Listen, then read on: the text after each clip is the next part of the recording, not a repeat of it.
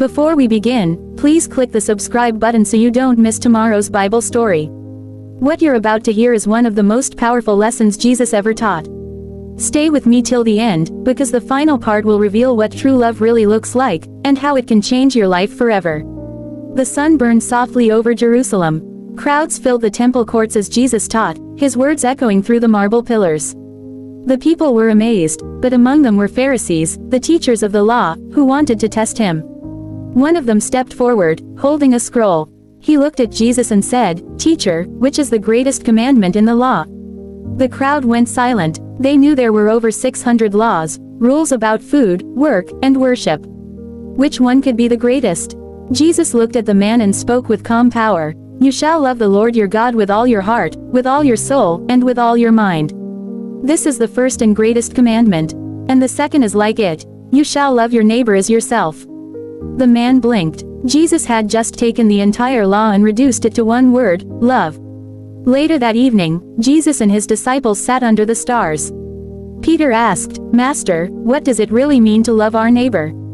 Jesus smiled gently and said, "Let me tell you a story. A man was traveling from Jerusalem to Jericho, a dangerous road filled with thieves. As he walked through the rocky path, bandits jumped out and attacked him. They beat him, stole his money, and left him half dead on the road. Hours later, a priest came walking by.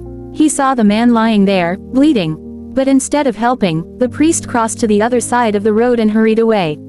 Then came a Levite, a temple assistant, holy and respected.